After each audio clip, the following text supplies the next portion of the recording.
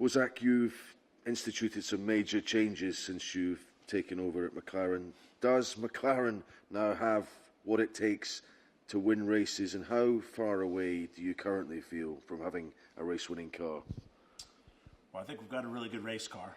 I don't think any of us will know the answer to that question until we get deep into testing and really the start of the year in Australia. The men and women at McLaren have worked unbelievably hard, as they always do, over the winter, and they know how to produce race-winning cars. So a little early to get into predictions, but we're certainly going to give it everything we've got. So is it a case of perhaps being able to spring a surprise or two this year?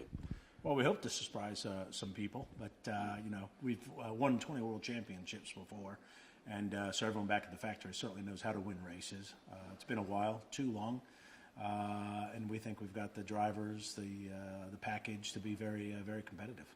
You've signed up a number of key partnerships in the run-up to this season.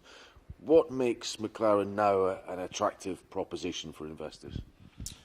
Well, I think we've got a strong future ahead of us. I think we've always been attractive. Obviously, on-track results are critically important, and you can never get away from those. But McLaren as a brand is also much larger than just a Formula One team. So I think when people partner with us, there's a lot of big technology business, great automotive business.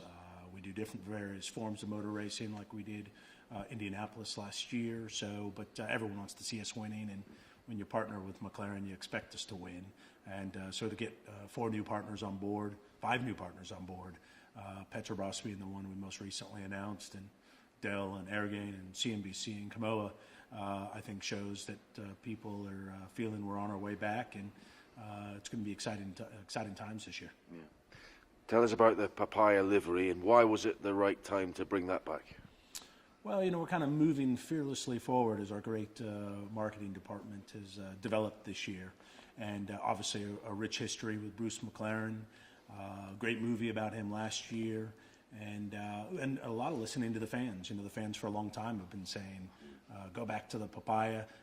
The Indy 500 car last year was really well received, which was obviously a very similar livery. And so we're trying to move forward, celebrate our past, listen to our fans, and give everyone some excitement. I think we're doing that so far. Yeah. And what about the sport in general?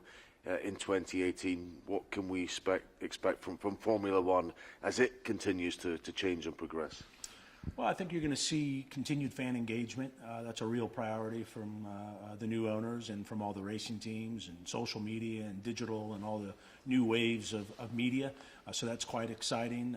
McLaren certainly intend to lead the way in fan engagement, something I think that we've been doing here recently, because at the end of the day, if we have lots of supportive fans, that's what creates a healthy ecosystem for the sport. And, then we need to get the rules and the regulations and the budgets under control, so more teams can compete at the front, and there can be some more surprises in the sport, because it's become a little too predictable here recently.